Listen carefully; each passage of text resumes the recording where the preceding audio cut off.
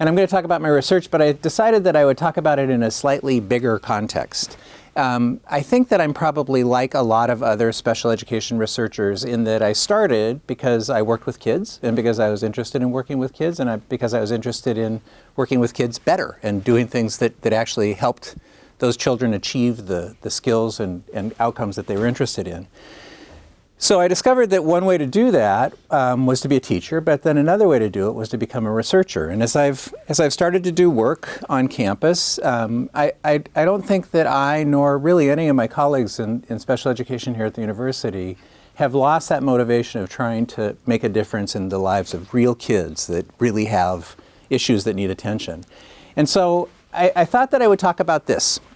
I thought that I would talk about a problem that I think warrants our attention, and that is that there are disparities in educational achievement and developmental achievement in our country, and the disparities are pretty remarkable. I have some examples that I want to show you. The first one is high school graduation rates for kids, for young adults in Minnesota. Actually, I think this is Minneapolis and St. Paul. What you'll notice is that the lines are different from one another and that the lines are different racial groups. If you could see it up a little bit closer, you'd see that the top line is white non-Hispanic kids. The orange line is all of the kids in the region. And then what happens is that as the lines descend, the green line is Asian kids. A purple line that's a little bit hard to see there is African American or black students. The light blue line is Hispanic students, and the dark blue line is American Indian students. Differences in graduation rates. It's not just graduation rates, it's also third grade reading proficiency. So here again is racial breakdowns in the proportions of kids that are reading competently at the end of third grade as measured by the state's high stakes Minnesota Comprehensive Assessment. It's not just third grade reading, it's also kindergartners that come into school ready to learn. This is the result of a beginning kindergarten assessment that's done for all children as they enroll in Minneapolis public schools. We would see very similar results if we looked at other school districts throughout the state. Again, racial differences that persist across the years. It's not just kindergarten entry, it's also 3-year-olds. This is a graph that came from a national study done by Betty Hart and Todd Risley some years ago, but it's been replicated a number of times with a number of different measures. Those 3 lines are kids that differ not in race in this instance, but in socioeconomic status of their families. With kids that have relatively more economic resources in their families, the line that goes up highest. The kids with the fewest economic resources, the line that goes up lowest. The lines are the vocabulary development that these kids have experienced or demonstrated from their 12th month, from their first birthday until about their 3rd birthday. And remarkably, and perhaps not surprisingly, these outcomes are related to these kids' 3rd grade reading achievement, and 3rd grade reading achievement is related to high school graduation. So one of the things that we notice is that right now in the United States, educational achievement is not associated, or frankly is associated with things that we don't think it should be. We don't think that those disparities due to economic, or at least I don't think that those disparities due to economic conditions or racial background should be as powerfully predictive as they are. So that's the problem, but I think there's also a solution that may warrant our attention, and that solution is whether scientific study and the dissemination of evidence-based practices can help reduce or even eliminate those disparities. So what I want to do tonight is talk a little bit about some ways that I think research can start to do that. Right now in special education and a lot of behavioral sciences, we talk about the promise of evidence-based practices.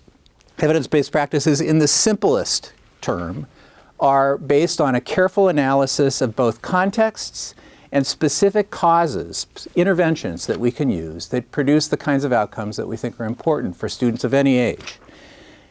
They rely on a careful analysis of what-if relations. If we do this, that happens.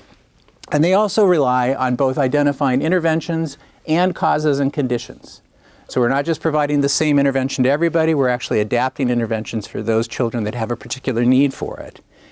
And as we do that, we have an opportunity, both through the design of those interventions and through the dissemination of them, to start to change outcomes for kids, to change the kinds of outcomes that we saw earlier, and to change how our communities experience services and outcomes for their kids.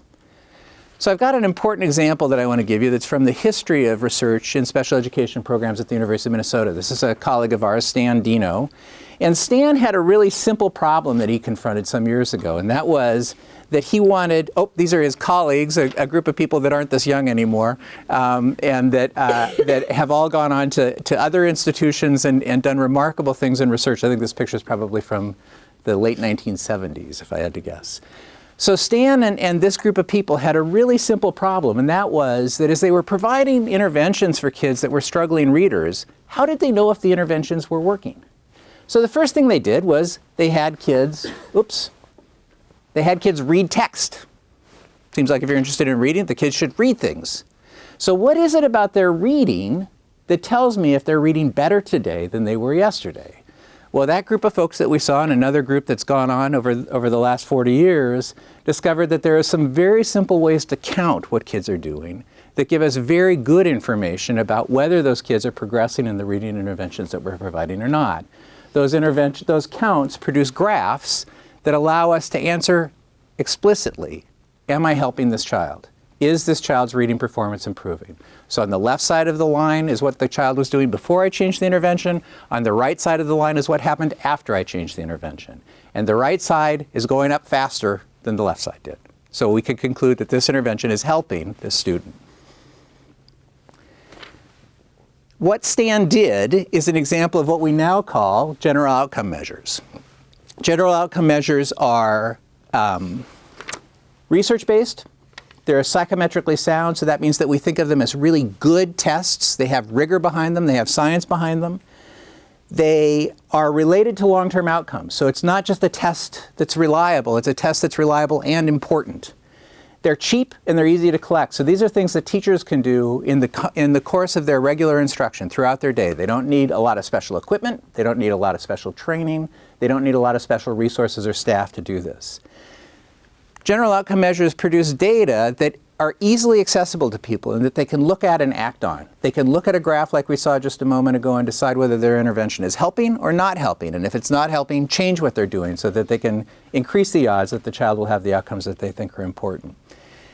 And in a very real way, these kinds of general outcome measures bring science into the classroom. It brings high quality assessment to the teacher's resources, to their fingertips, and allows them to collect information that's of very high quality and about that particular child. That's the kind of science that we think is going to help teachers do better by the kids that they serve.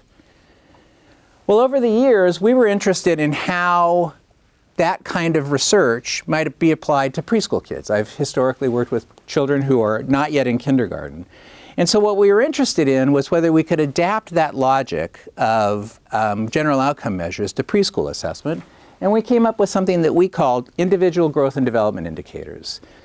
Our group here at the university is one of the groups that's doing research on these measures. And here we focused primarily, as I mentioned, on measures of language and early literacy development for both English and Spanish-speaking kids. We're now also figuring out how to do this for 3-year-olds and 4-year-olds and how to adapt this for iPad applications so that it's a little easier for teachers to do in their classroom. And besides, who's not using an iPad? It seems like the cool thing to do.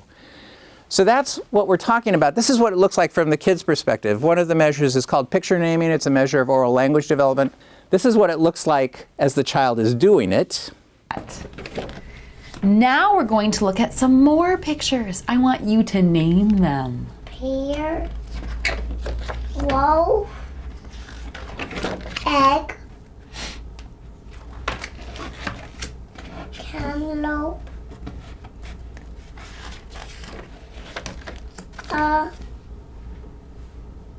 meatloaf, gate, lock. My cards are sticking here. There we go. Eagle, swimming pool, Good working. snake, cherry, sandwich, cone, person, One more. bag.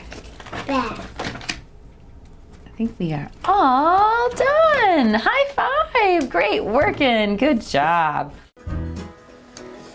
So what's going on there? What's going on is that starting back in the 1990s when we were interested in trying to adapt general outcome measurement for preschool kids, we wondered how it was that we were going to get preschoolers to tell us what they knew.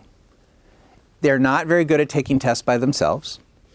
They're not very good at doing things that are sort of long-lasting. It needs to be pretty quick. It needs to be pretty specific for them.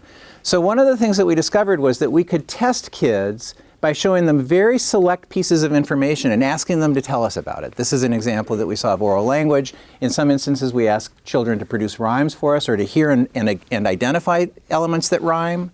But we're trying to figure out how to break these elements of early literacy into little tiny chunks that we can ask the kids to tell us about.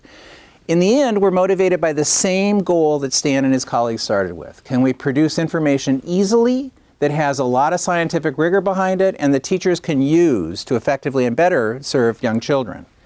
We saw earlier a graph about early language disparities.